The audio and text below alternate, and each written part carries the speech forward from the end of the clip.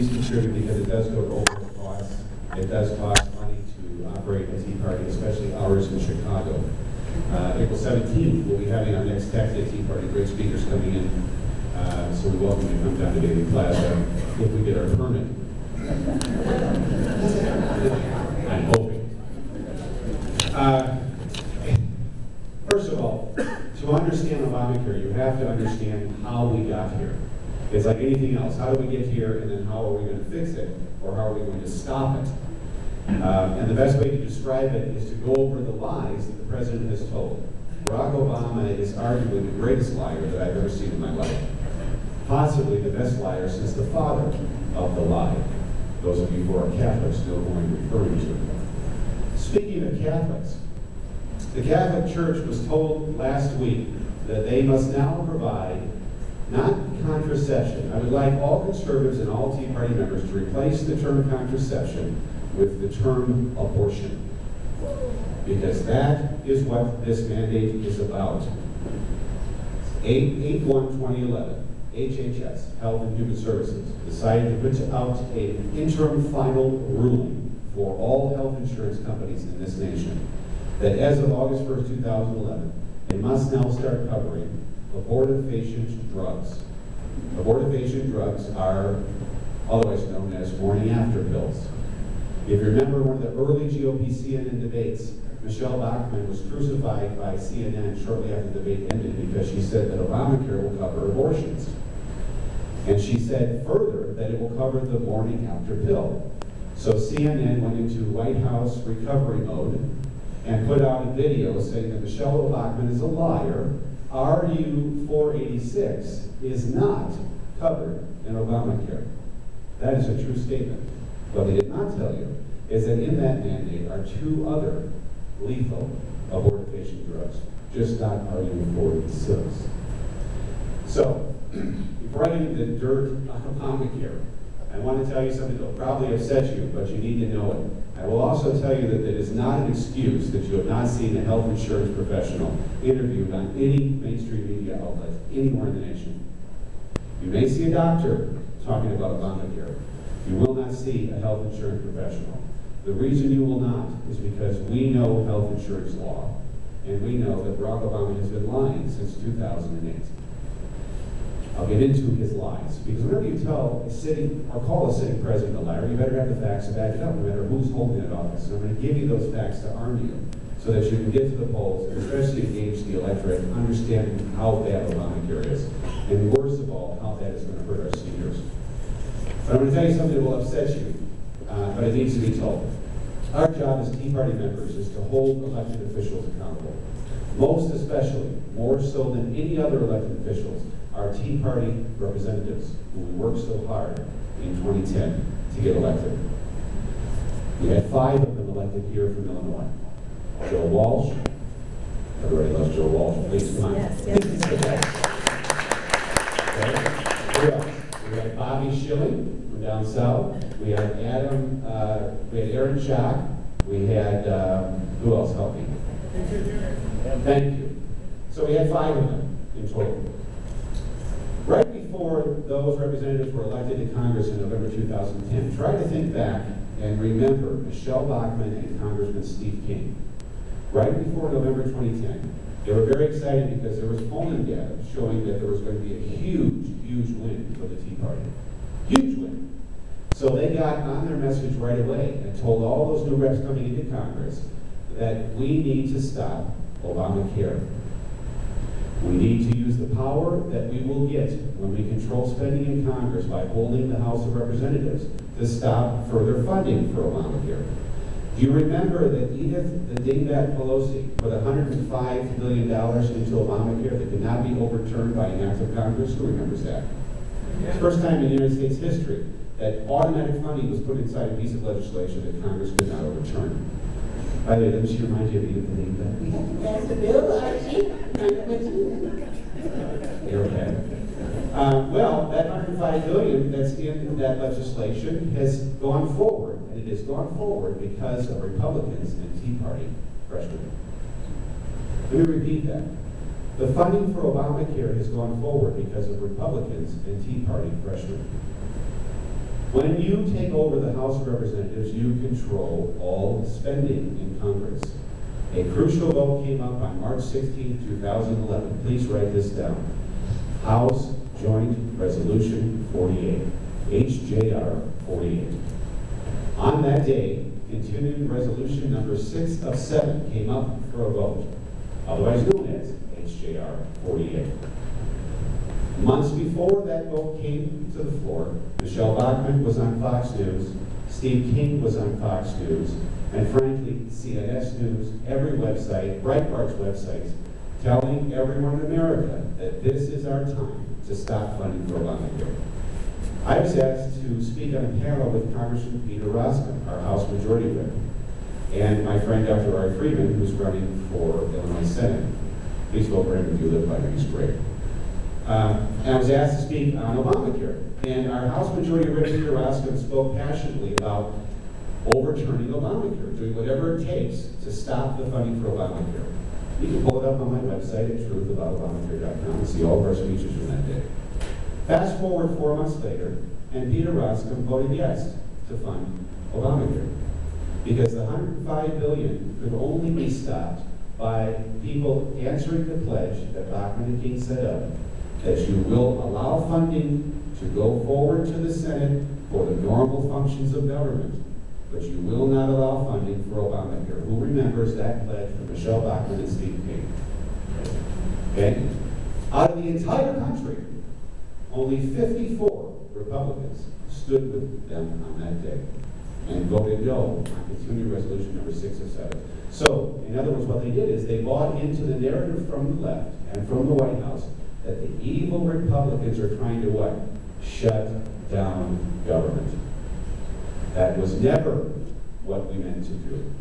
We were to forward funding to the Senate for the normal function of government to stop all funding for Obamacare, including the Life Riders, which provided hundreds of millions of your tax dollars to Planned Parenthood, who provides an average of 906 abortions a day in 2009.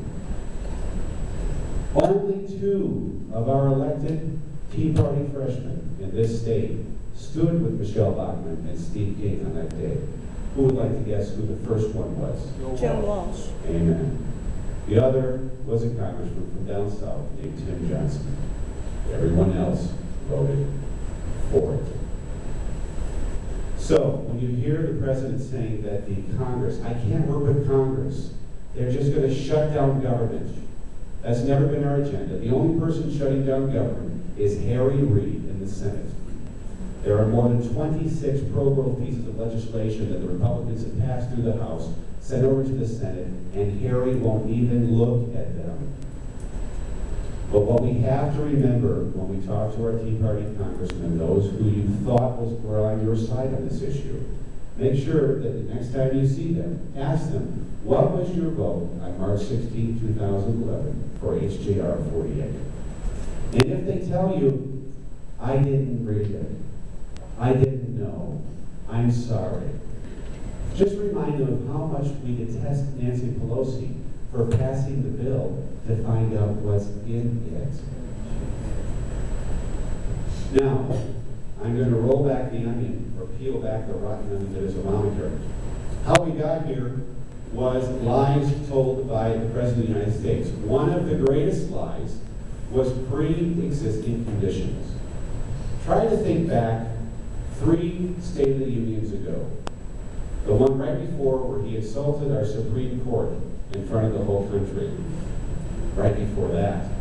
He told a story before Obamacare passed about a man from Downers Grove, Illinois, who had his, now this is a quote from Barack Obama, had his health insurance canceled, his treatment delayed, and he died because of it. Who remembers that exact quote?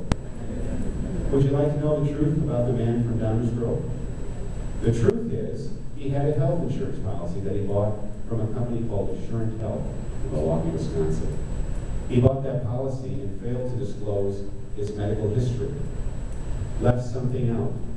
So when you buy a health insurance policy or you buy a life insurance policy, there's a 2-year period of contestability. which is given by federal law. This is why you cannot buy a life insurance policy and then hang yourself from a rafter and expect your beneficiaries to get the money. There's a 2-year clause. It applies also to health insurance. So if you buy health insurance, you do not disclose a condition, do not tell truth, that's called insurance fraud. The insurance company has, within the first 2 years, the right to review any claim. So what the insurance company did is they pulled his medical records and found out that he had something in his medical history that he did not tell the truth about. Something that if they had known at the time, they would not have given him health insurance. So they sent him out a letter saying, we are considering rescinding your coverage. Now, when you rescind someone's health insurance coverage, it means that you're going to give them back all the premiums they paid in since the day they bought that policy, but then they're left with no coverage. So this was the threat from the insurance company, and they were within their legal bounds to do so. So the man contacted the Department of Insurance here in Illinois. He contacted the State Attorney General's office and asked them if they would please contact Assurant Health and asked them if they would please keep my policy in place because I need a $200,000 bone marrow transplant to save my life. So they went to Assurant Health. They asked Assurant Health. You know what Assurant Health did? They kept the man's policy in place for 4 more years and paid every single claim until he died. That is the true story. And there is no way possible that Barack Obama didn't know that story because Otto Rabbit's sister gave congressional testimony stating exactly that only weeks before he stood in that chamber and lied to this country. Now, why do we have pre-existing conditions in the first place? Where did they come from? Are the health insurance companies evil? Are brokers like myself evil? If you find me on Twitter, you'll see my name, Evil Health Insurance Broker. Follow me on Twitter, CSteven.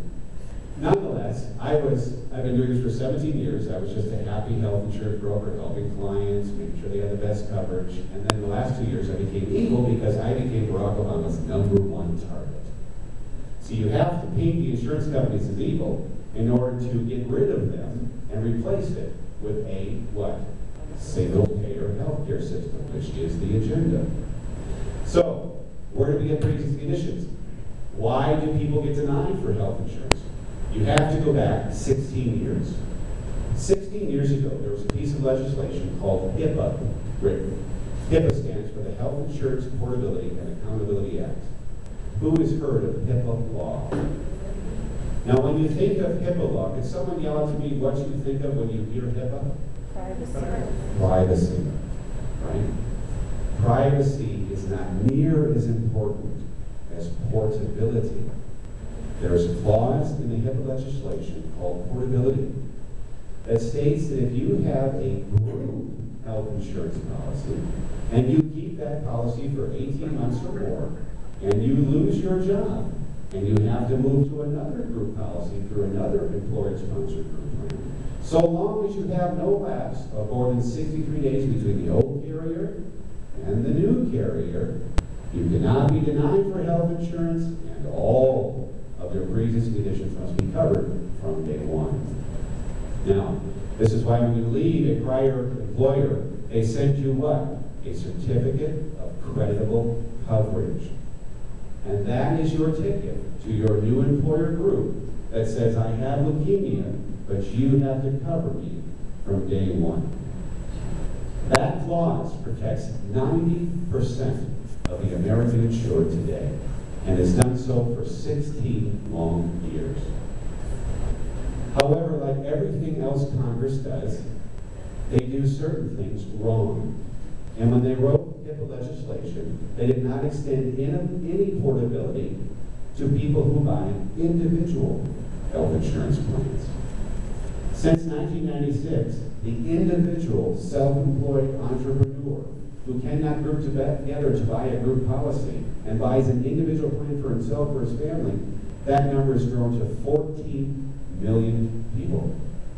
Today, they have no protection for pre-existing conditions. Whose fault is it? The knuckleheads who wrote HIPAA law. How do you solve pre-existing conditions?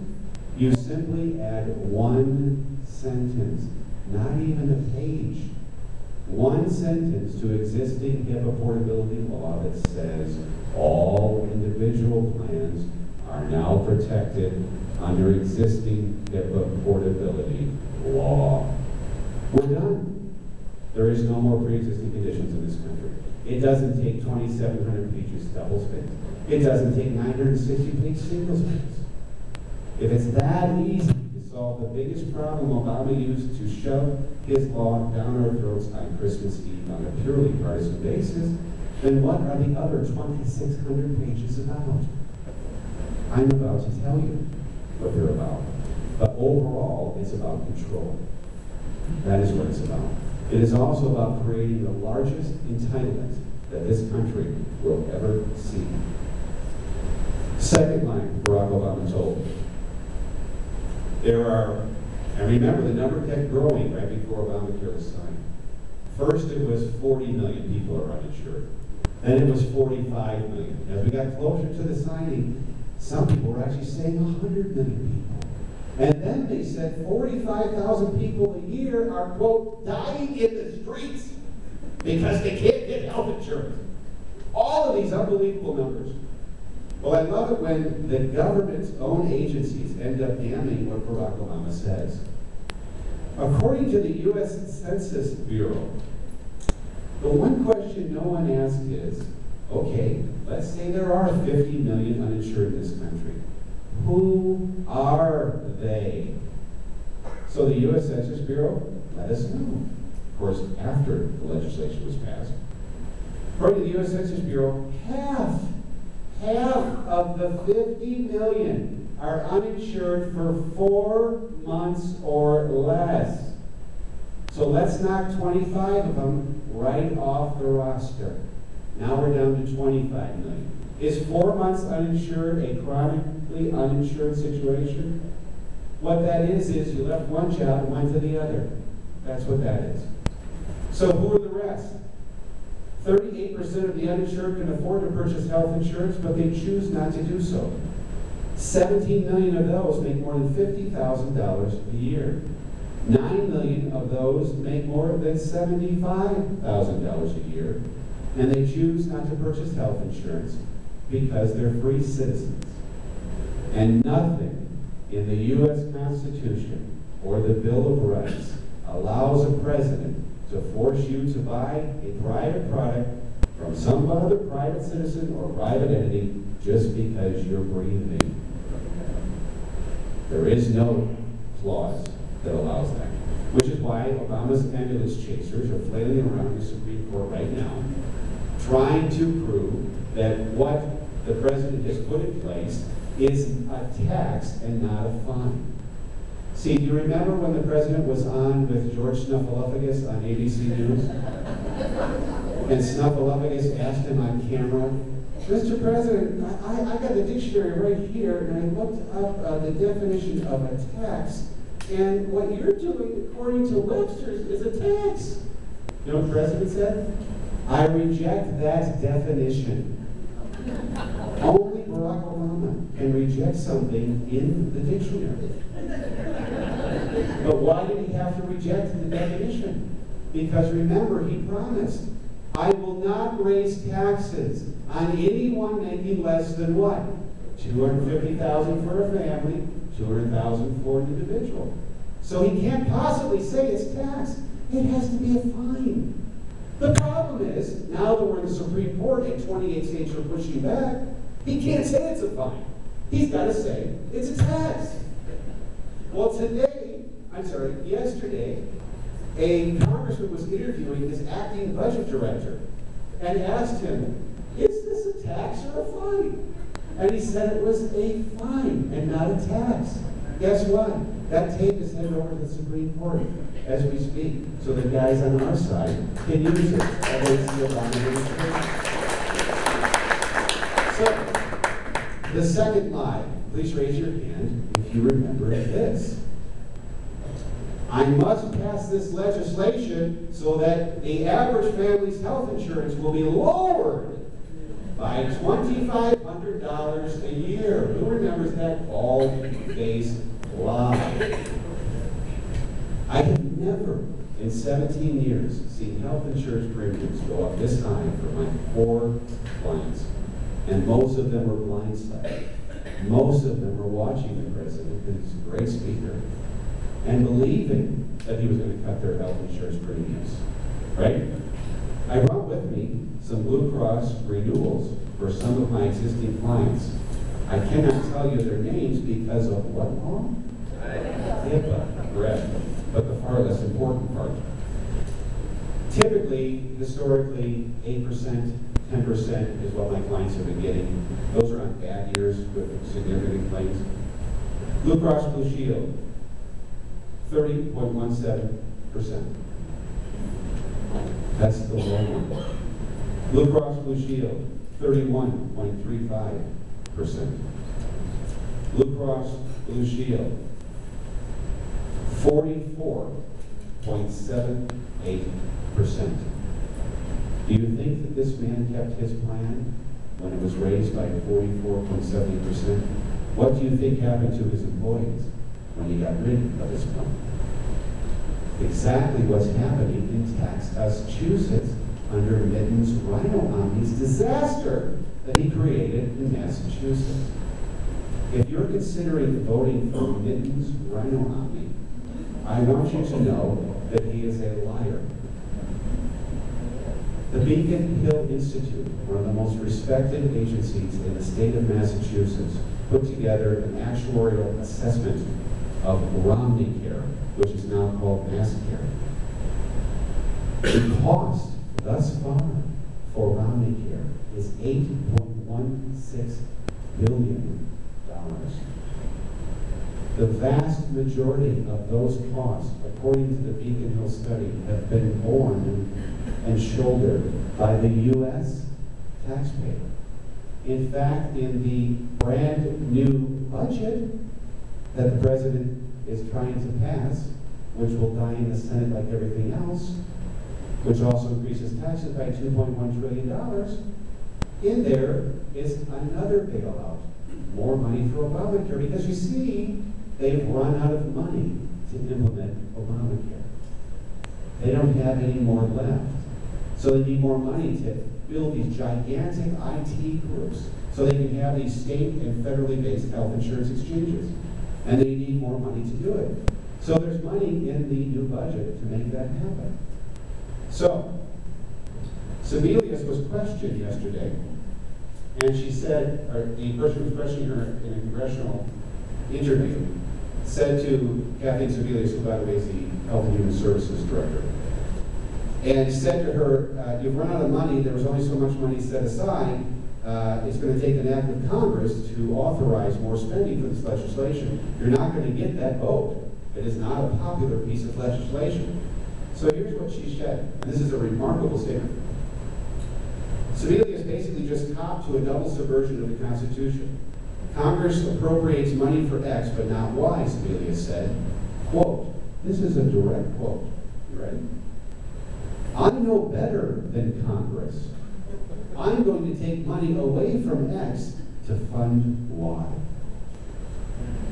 We are facing a rogue Congress and a rogue president who have no regard for this Constitution.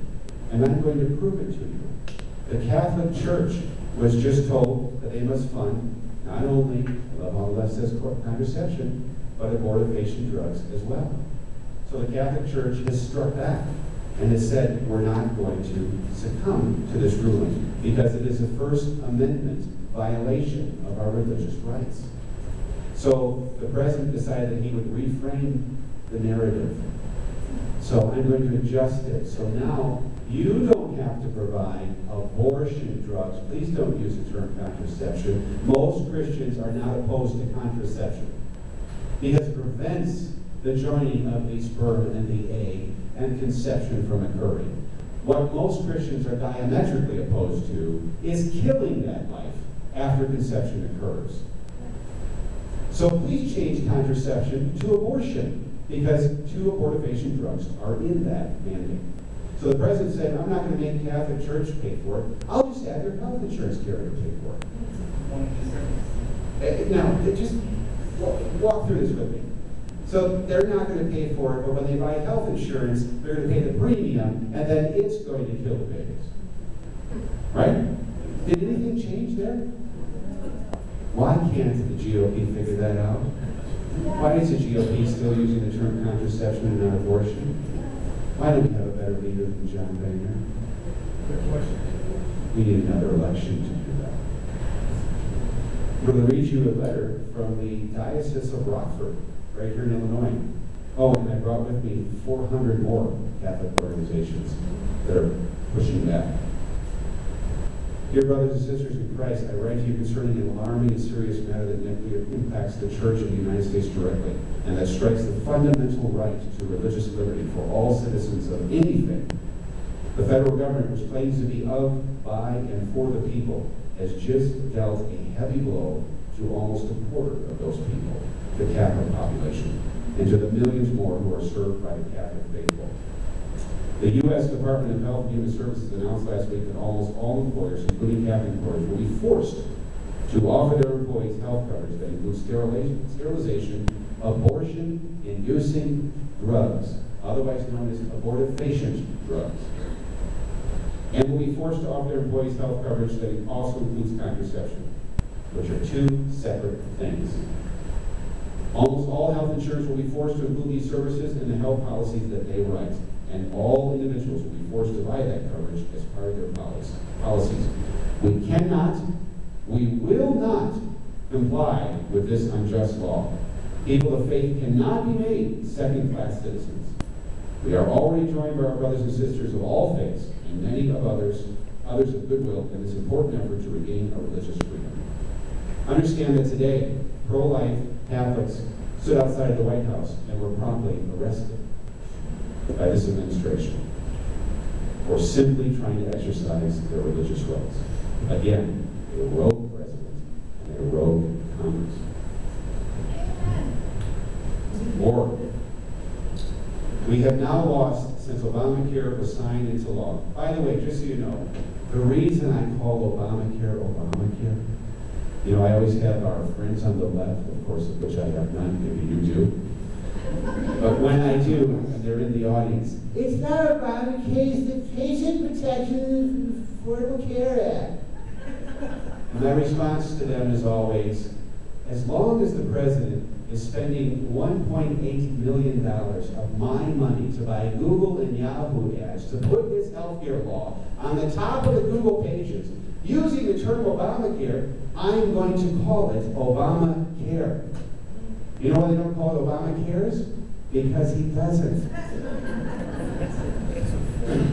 Now, 23 health insurance companies have either filed for bankruptcy. Let me repeat that. 23 health insurance companies have either filed for bankruptcy or left the individual health insurance market since March 23rd, 2010. Let me read you a letter that was sent to one of my clients right after Guaranteed Trust Life Insurance Company, right in Glenview, Illinois, were forced via the onerous medical loss ratios that were passed through Obamacare. What happened was on September 23rd, 2010, we were given notice by this regime that if you are a health insurance carrier that underwrites less than 50 people, you must now reduce your not profit margin, your operating margin, down from 30% or 25%, which was the average, down to 15% or 10% if you underwrite more than 50. Do you know what happened right after that? Companies like Humana fired thousands of employees because they could no longer handle operating expense, employee costs, retirement pensions, shareholder profits. They couldn't do it any longer. So when these 23 companies went under, they left Americans uninsured. Wasn't the law supposed to end uninsured people and get everybody insured? And it did the exact opposite. I'm going to read you one letter sent to my client from GTL. This is a notice of termination of your insurance coverage. What does this mean to me? The terms and provisions of your policy state we must provide notice of termination to each covered person of termination at least 90 days prior to the date your coverage will terminate. Your coverage will terminate no later than August 1st, 2010. Will I be offered a replacement plan? Do you remember the president lying again? That a health insurance company can just drop you when you have too many claims? In the HIPAA legislation is also federal legislation that prevents that from happening. They can only do so in cases of insurance fraud. This letter proves that. We are required by federal law and the terms of your policy to offer you replacement coverage. The replacement plan will be a high deductible major medical plan. A high deductible major medical plan is a type of plan that doesn't begin to pay for covered charges until such charges exceed your new deductible, ready, drum roll please, of $25,000 per person. Now, let me give you a backstory of who this particular client is. 13 years ago, I sat down in Naperville, long before the smart meters got there, and decided to speak with them about consumer-driven tax-qualified health insurance, a Republican piece of legislation passed by Senator Bill Archer of Texas. He was given the impossible task of lowering health insurance premiums in the early 1990s. So he went to the insurance company, the insurance industry, and said, listen, guys, we got to do something. You got to bring premiums down. They're too expensive. What can we do? The insurance industry's answer, in a nutshell, is kill the copay. If we get rid of the copay, we can drop premiums drastically. See, what was happening was people were buying plans with low deductibles, $10 copay, and then every time they had a hangnail, they would go to the doctor. Right? So they said, kill the copay, we'll drop the premiums drastically if you do that. So they did. A guy named John Mackey, who owns Whole Foods, the CEO of Whole Foods, he got wind of this new legislation, decided that he's going to terminate his existing health insurance plan and replace it with a consumer-driven tax-qualified plan. Otherwise known, or under that umbrella of products known as consumer-driven tax-qualified plans, is an HSA-qualified HDHP, Health Savings Account, qualified high-deductible health plan.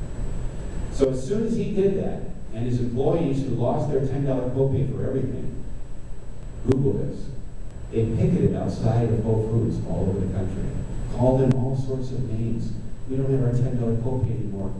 We have a deductible now. This is horrible. He's a terrible person. He's a rich 1%er, blah, blah, blah. John Stossel, when he was still with ABC, went out and took cameras on the street, saw all these protests. Fast forward 4 years, Stossel now has his own program, Fox Business. Has Mr. Mackey back into the audience. And in the audience, he has all of Mackey's employees, many of them who were picketing him 4 years ago. And he played the film of them picketing him, calling him a horrible person, right? So he had them all stand up. What do you think of your CEO now? We love John Mackey. He's wonderful. John says, why do you love him now? You hated him 4 years ago. Because I have $8,000 in my HSA account. I have $12,000 in my HSA account. See, what Mackey did was, he took away the copay, but he also cut the premium in half for his whole company. And what did he do with that half that he saved? He put it inside HSA accounts for each one of his employees. So now what's going on with his employees? Very unique. Now what they're doing is when they need a medical service, because remember, with an HSA, whatever you don't spend is yours to keep. And it grows tax deferred, interest bearing, triple compounding. It rolls over if you don't use it the following year. So now as employees, when they need a checkup, they need blood work, they need anything done, they'll call first. Hi, I need a physical. What do you charge? The doctor's office goes, don't you have insurance? Yes, I know, I want to know what you charge. Well, as long as you have insurance, you've got nothing to worry about.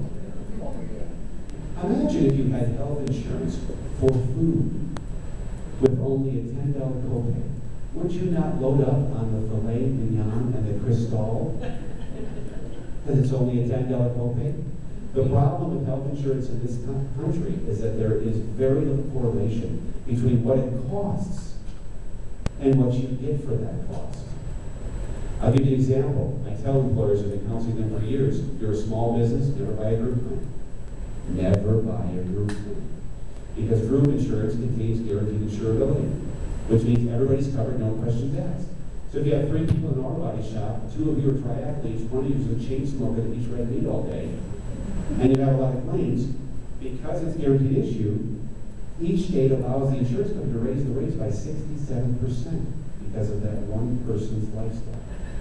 Now, because you're all in the same plan, you pay 67% more. Now try to get rid of that plan when the premiums get too high, and this guy who was chain smoking, now has cancer. Talk about a lawsuit. So I told them, you do a defined contribution. I'm going to give you $200 a month for an employee. That's what I give you. Go find health insurance. $400 for employee spouse. $600 for a family. Go find health insurance on the open market. And they'll do it. Now here's the phone call I get when I have an employee from an employer who didn't listen to me and does a group plan or defined benefit for everybody with a zero deductible, compared to the phone call I get from somebody who did the defined contribution. The first is the person in defined benefit plan. Yeah, I started over at Joe's Auto Shop. I want a zero deductible, no copay. I'm on maternity. I need my teeth fixed. I got a hair plugs done. I want it all of it now. Right? Because they have no idea what it costs. The people who work for the intelligent employer, here's what they call. Hi, Mr. Tucker. I started over here at Joe's Auto Shop. What can I get for $200 a month? If dental costs $1.50 more, but it's $201.50, they don't get the dental because they got to keep it under their allotment of $200. The problem in this country is there is no association between what things cost and what you get for those things and what your benefits are for those costs. This is why when you leave an employer and you decide to take your COBRA continuation coverage, it ends up costing as much as your mortgage. Because now you know what your employer was really paying, not only your hourly wage or your salary, but the massive costs related to shouldering the burden of maintaining group health insurance for you. Why else is health insurance expensive? In 1979, there were a total of 279 federal mandates placed on health insurance policies in this country. Most of them were for things that are medically necessary, like cancer. If you sell in this state, you got to cover cancer. That makes sense, right? Tonight, I'm a visual guy, so for me it makes much more sense to see things, and since I have an aisle, it's going to help me. 279 in 1979. After Obamacare in the year 2012, we now have 2,100 mandates. I brought them with me. There they all are. And that will actually stretch all the way to the back row. Now you think cancer should be mandated, right? Should hair plugs be mandated? Should in vitro fertilization be mandated? And by the way, if you went to the place Joe Biden went to get your hair plugs, we got ripped off. What else? List after list. Health club memberships, massage therapy, and the list goes on and on and on.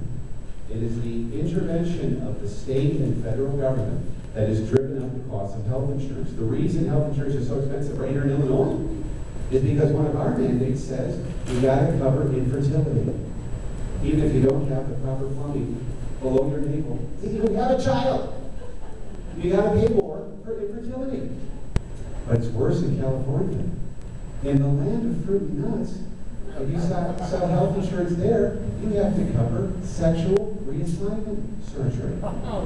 That's now a medically covered necessary expense. So when the liberals decide to pile on all these mandates in their big liberal hearts, things go bad quickly. Now everybody looks at Massachusetts, where Romney created his disaster, which, by the way, we are all paying for right now. Billions from our tax dollars are going to keep Romneycare afloat. But we have a better example right here in Illinois.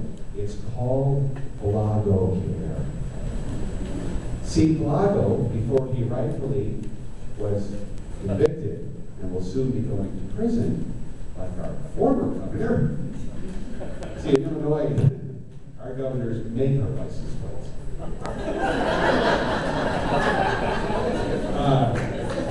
Isn't that the truth?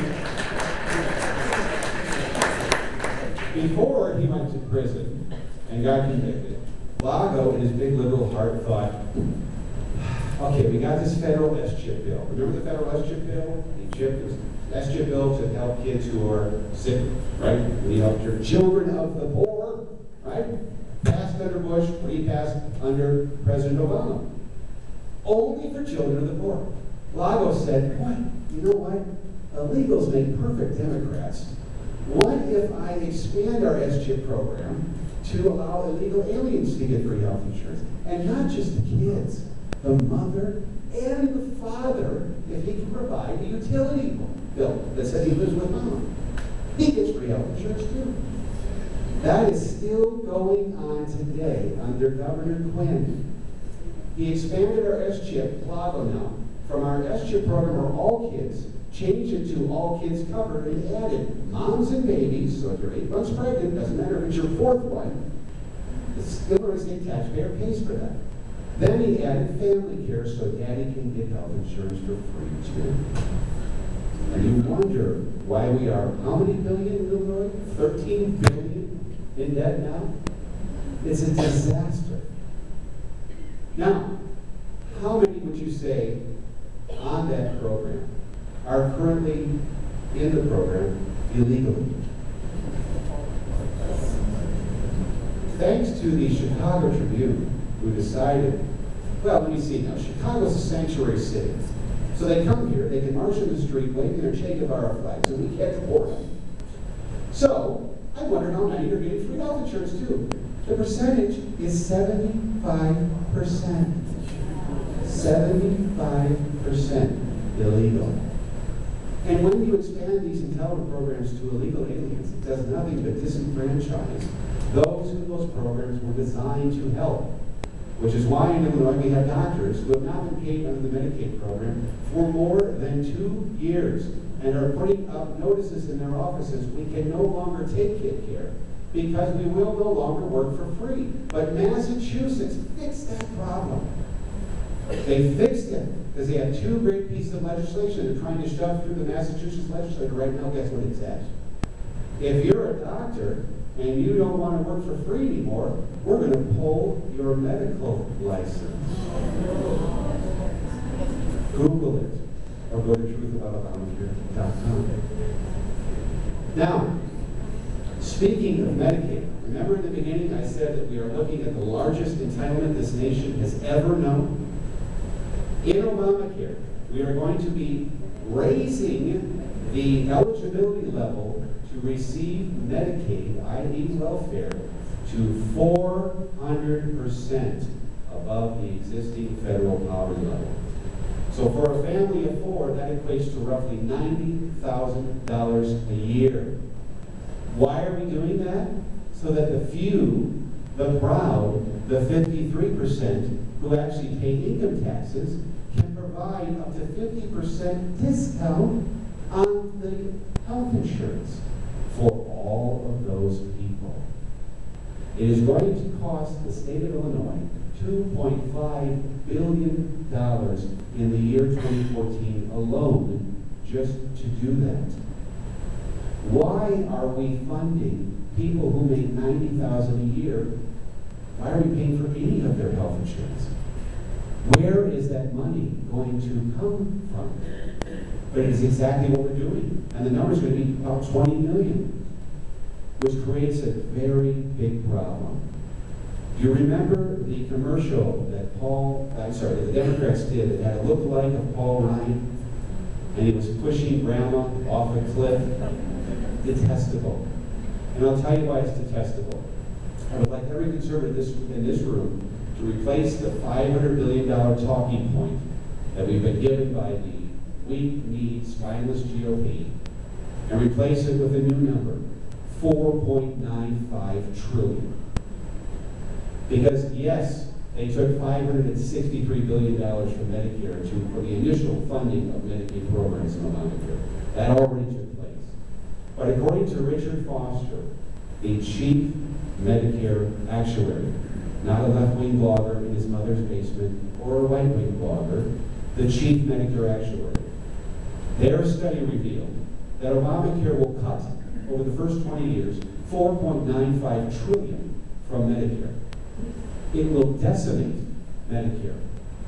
But according to Foster's study, which you can find in the Wall Street Journal, there's a link to it, Google how Obamacare guts, G-U-T-S, Medicare. Far worse than that is Richard Foster's assessment of what will happen to Medicare reimbursement ratios because of these draconian cuts. According to his assessment, the amount the federal government pays to physicians who take Medicare will be reduced to less than what they pay physicians who take Medicaid today, which is nothing. Why is that a bad thing? Do you remember Sarah Palin being crucified for using the term death panels? Walk with me in this, okay? If Richard Foster, the chief Medicare actuary, says they're going to cut $4.95 trillion from Medicare, number one, we're going to reduce reimbursement ratios for Medicare to less than Medicaid, here's why that's bad. 2005, the American Academy of Cardiology did a very lengthy study to determine the survival rate of people who have surgery on Medicaid compared to those with private health insurance. And they found out that you are 50% more likely to die after that surgery. This was in 2005, the American Academy of Cardiology. Why?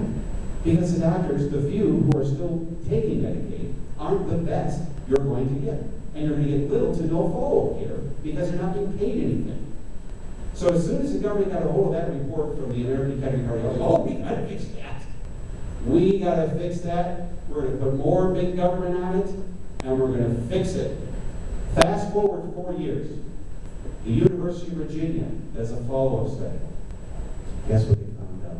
In 2009, you are now 97% more likely to die after surgery on Medicaid than you are if you have private health insurance. Now, these numbers were derived before we add 18 to 24 million more people onto our already bankrupt Medicaid rolls. Is that not a death penalty? Yes or no? Yes. This is what I'm talking about. Our seniors are in serious, serious trouble. And this is why I travel around the Midwest and I speak the truth about what's going to happen. Because it's not difficult to find this information. The problem we have with the GOP is that they are incompetent. They do not know how to frame the message. They do not know how to do their own research and combat Barack Obama and his hordes. Because they are far better at framing their narrative. And they use their numbers and they repeat it like parrots in the mainstream media. So it is our job to speak the truth. Everything I've told you tonight you can find at truth, not the truth, that's Selling Pipes site.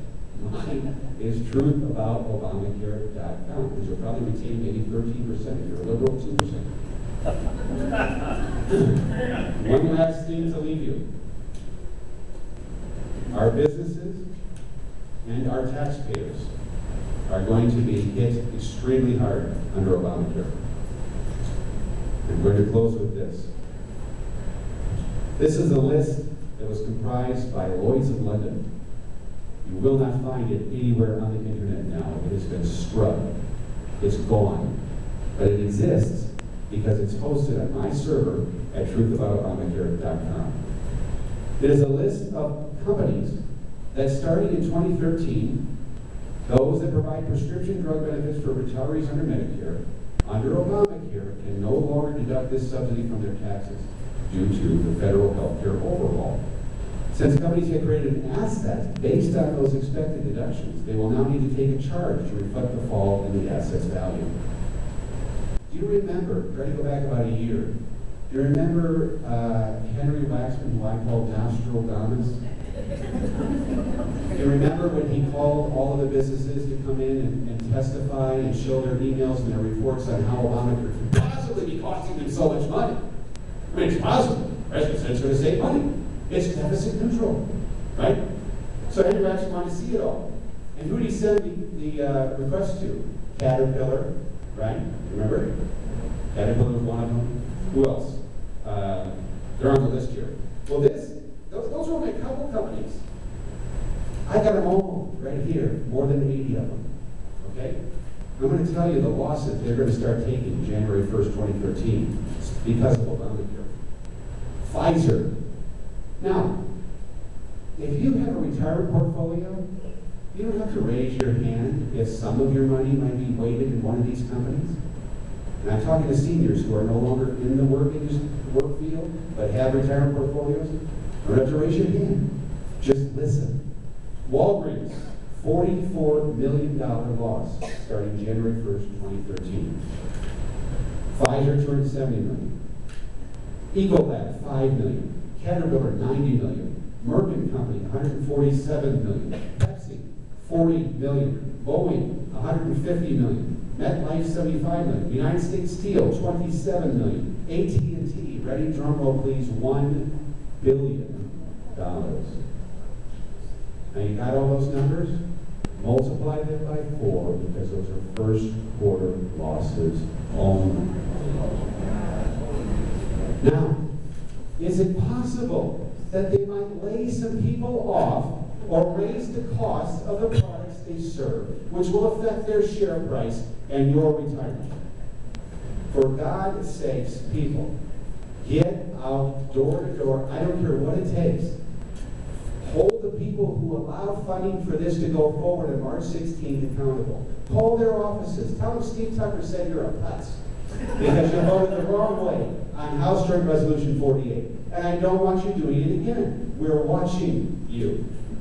We're watching you. And we will replace you if you do it again. One ray of hope. One.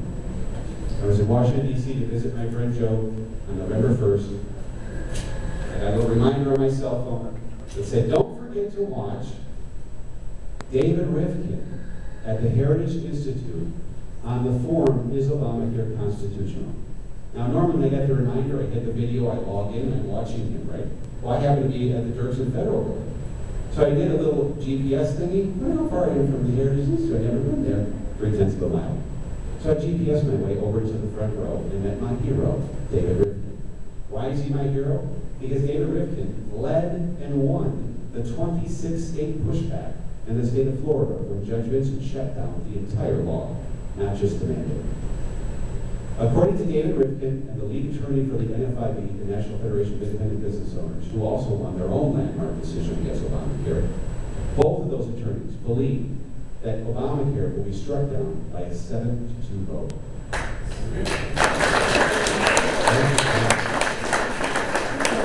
They believe that the only two holdouts will be Sotomayor, who was put there, and Kagan, who was a cheerleader for Obamacare.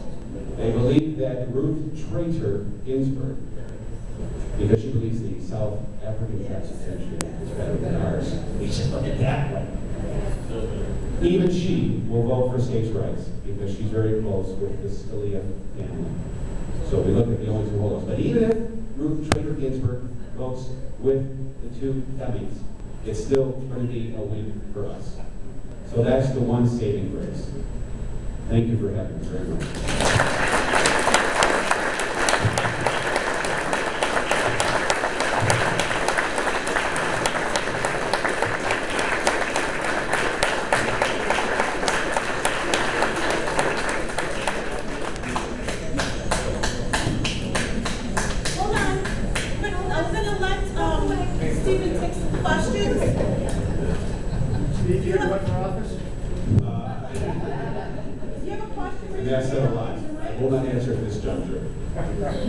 Someday.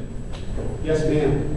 Can't you somehow get a hold of Rick Santorum and like explain all this to him so he knows how to frame this stuff in his bid for election? I have a problem with Rick Santorum, don't hate me. He has a great record. The problem I have with Rick Santorum is that he voted to confirm Sotomayor into the Second Circuit Court, knowing her record, which is extremely reputable, knowing that the second court appointment is a springboard to the Supreme Court. I will vote for Rick Santorum. I will vote for an orange juice kid. But that's my problem. Can I get it to him? I have talked to Paul Ryan. I talked to every Tea Party coordinator in the state of Illinois and outside those states. And they're doing the best that they can to get the message out. The problem is that most of the GOP really doesn't care. What most of the GOP wants is control of spending so they can spend it the way they want. And that's the truth. There are far more rhinos than Tea Party congressmen in the county. Matter of fact, there's only 20 in the House. You can really count. Far more. So it's going to take a few election cycles to clean house. It's not all going to happen once. But this country has not seen 768 wins nationwide. And that is what we accomplished in November of 2010. So anybody that says the Tea Party is dying or is dead, they're wrong. We may not be rallying, but we are coordinating, we are planning, we are supporting key elections. And if they thought November 2010 was big, wait until November 2012.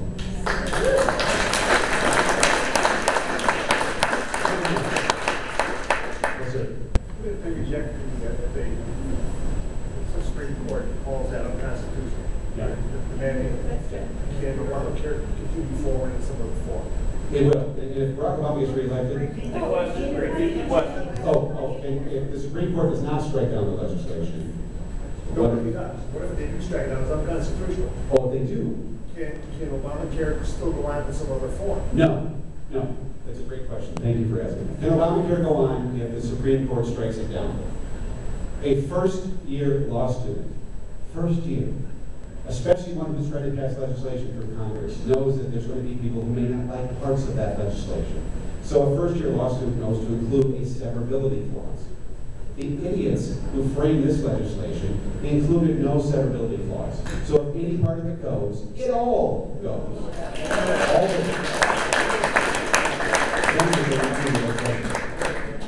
Anyone else? Yes, sir. Scary part of it, when you're dealing with a socialist, this is Barack Obama. He's a Marxist. The guy's miserable.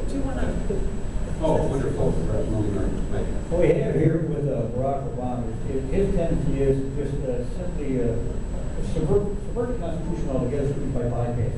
And he's done this a number of times, which one reason I don't understand why he hasn't been impeached. And the guy should be impeached. What's to stop him and his side from simply saying, I declare legislation, it is, and the heck with the, I mean, just because we say that the Supreme Court has struck it down and all these other people say, well, we're going to honor that, doesn't mean that this nut is not still going to go ahead and declare it law anyway, because he's already declared a few things law. He doesn't have that power, but he's already declared a few things law anyway. His recess appointments prove that. Exactly. This is a rogue president, no regard for the Constitution. So that's where we come in, and we vote him out in November. That's all there is to it. Yeah. Yes, sir.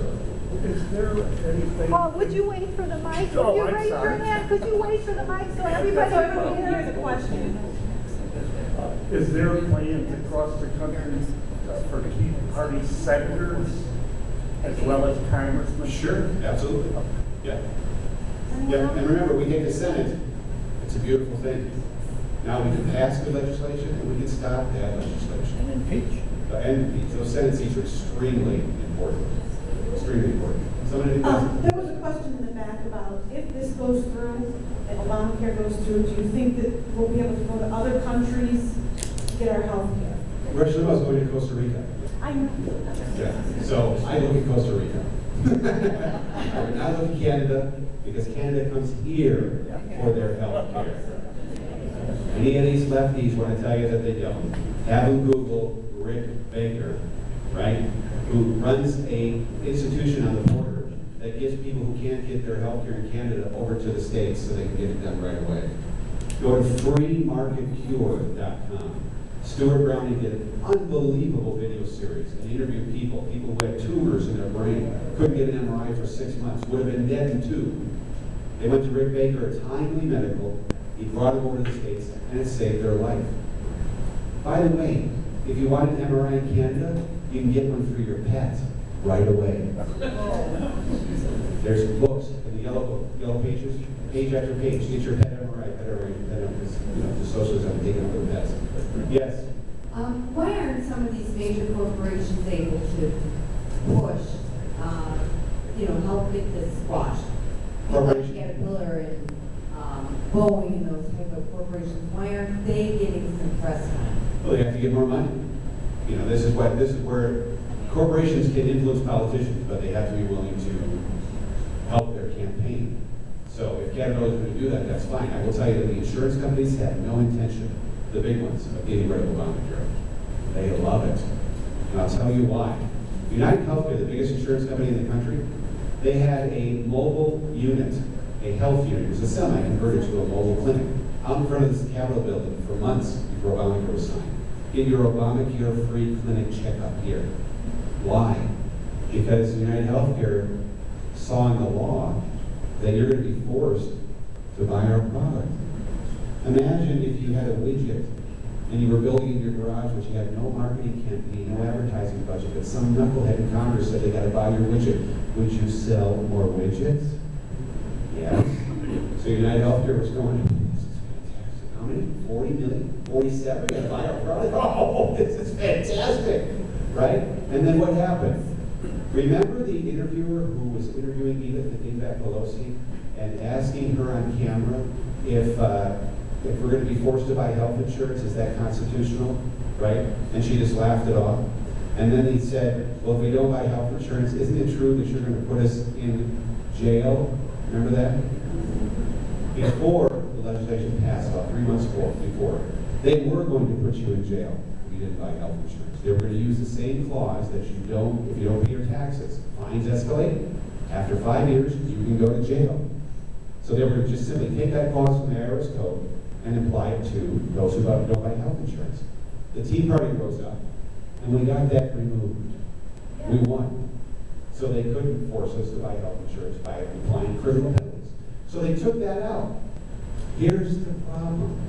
A big problem with world's insurance companies. Wait a minute, now they're not going to be forced to buy health insurance?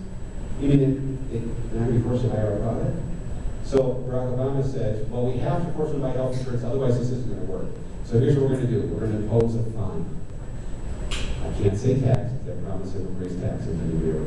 So I'm going to call it a fine, right? So I'm going to fine you. Now, we already know that only 47%, 53% of this country actually pay taxes, income taxes, right? The other 47% pay none. Barack Obama's brilliant answer after we defeated him on the taking you to jail if you don't buy health insurance was, we will hold your tax refund. How do you hold a tax refund from somebody who doesn't pay taxes? So who's really going to be paying to insure 47 million people? Raise your hand if you are a taxpayer. It's just that simple. Another question. Some people use AARP involved in this whole mess. AARPs are whores for Obamacare. If you have an AARP membership, I seriously consider you to rethink that membership. Look at organizations like 60 Plus. I can go into volumes about AARP, but I'll probably be sued just if I'm not still. Anyone else? What is iShip and how is it funded? The Illinois Comprehensive Health Insurance Plan?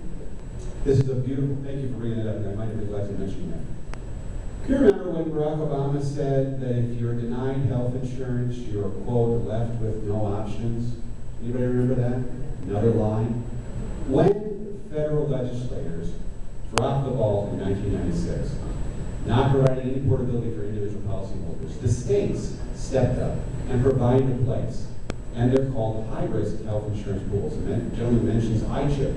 iChip is our Illinois Comprehensive Health Insurance Plan. It is our state-run high-risk pool. It existed for years and years before Obamacare.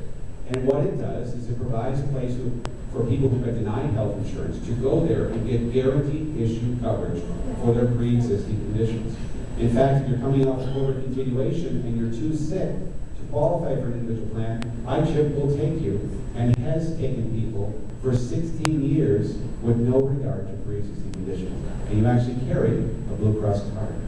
Who funds it? The state funds it, and they get federal grants, sir, if that was your original question. Those risk pools existed in the majority of states in this nation long before Obamacare.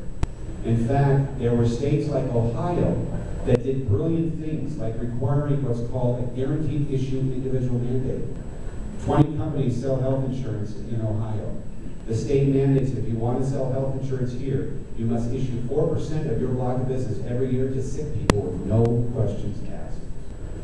Once that 4% block is met, you must refer them to your nearest competitor. and they must take them and fill up 4% of their block. And it's an open enrollment period for 30 days, once every single year. They have never, ever met 4% for all carriers, not even close. What a brilliant idea. Why didn't we take that and spread it across the country? We didn't do that. We took Vinton's disaster and we spread that across the country. It just doesn't make any sense to me. Yes, sir. I understand that many groups have been excluded from Obamacare, such as the Muslims, the Quakers, the Amish, and of course all our elected government officials. Yes. Is that a question or a statement? That is true. Actually, right after the healthcare law passed, I actually started reading it and found out an exemption for the Muslims and the Quakers, and I had a strong urge to whistle wood. See if I got that one. Yes, they are exempt. And do not let the White House tell you that there are only 1,200 or 1,600 waivers. The White House is figuring in entire states as one waiver. There are now more than 3.1 million Americans completely wavered from Obamacare. When the Ohio elections just passed a few months ago, and we lost on the right to work, we won on Obamacare because the unions were voting against it. Why? Because the unions got their waivers and they know it expires on January 1st, 2013. So they voted to shoot down Obamacare in Ohio, but voted for the right to organize labor as a public sector union. So it's a contradiction in terms, but I'm glad it happened. Anyone else? Yes, ma'am. Yes, I heard on Mark Levin's show, a neurologist called in. Yes. You heard that story. Yeah. About that they're over 70, they're considered a unit, Yes. and the treatment is comfort care. Can you verify that? I cannot verify that man was a surgeon. The American Surgeons Society came out and said that he wasn't. Interesting that they didn't provide who he was. They didn't give us his name or anything else. They just said that wasn't true. I've never seen any organization try to disprove a statement without telling us who made the statement.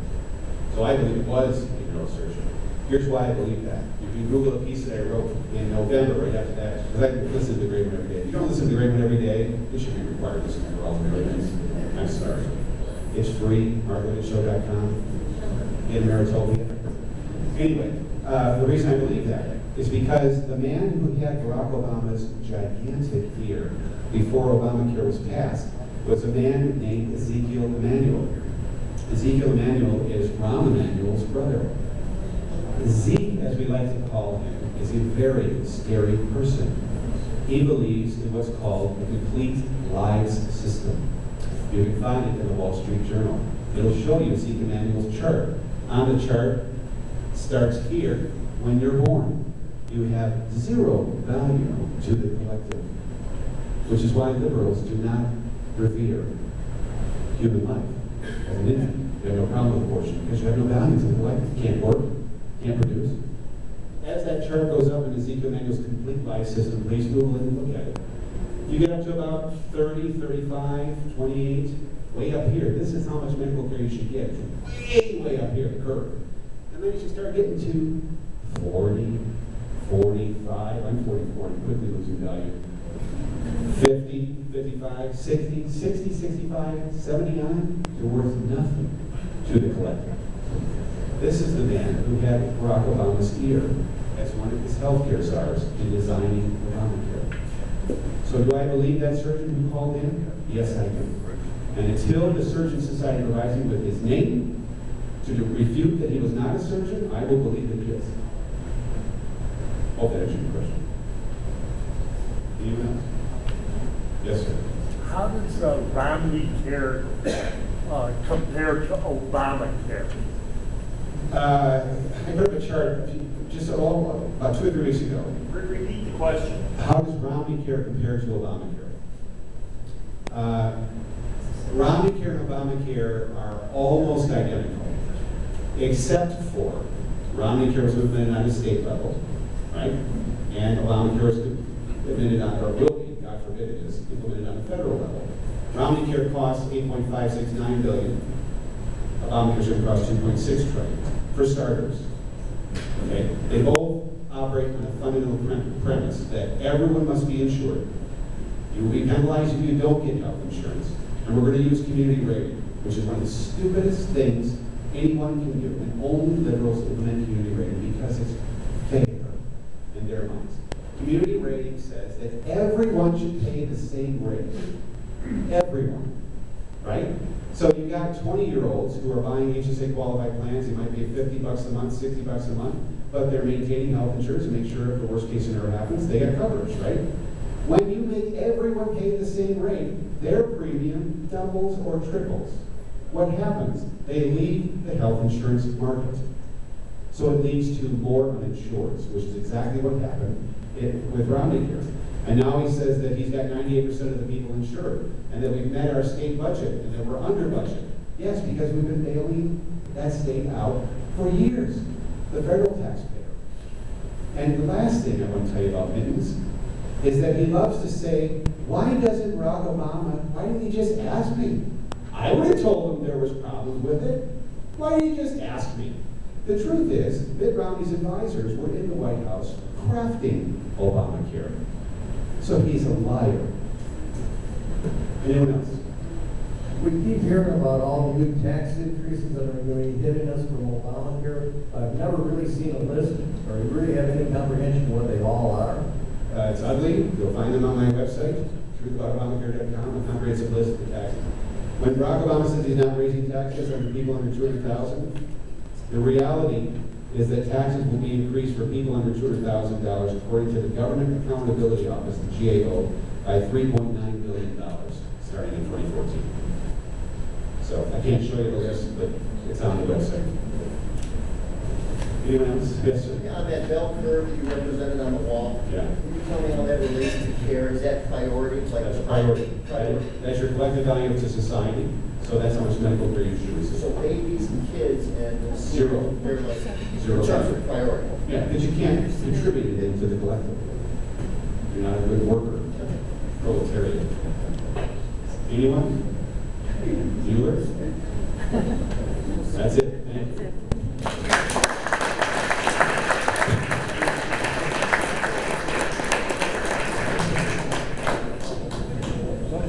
Join me again in thanking CSteven Tucker.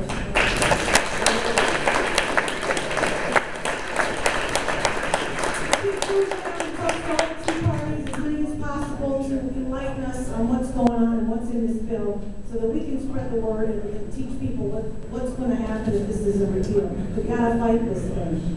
We're going to give you the results of our straw poll right now, and then Rich is going to come up and speak. He's here now. Rich Grabowski, who's running for the 3rd Congressional District. The winner of our presidential poll was Rick Santorum. The winner of our Illinois 3rd Congressional District, that's our new district here in Lemont, is Rich Grabowski. The winner of our Illinois State Representative in the 82nd District is Laura Riegel. And the commissioner of the Cook County Board of Review, the 1st District, is Dan Padlack. Please consider supporting these people. Okay, now Rich is going to come up and talk to you for a couple minutes.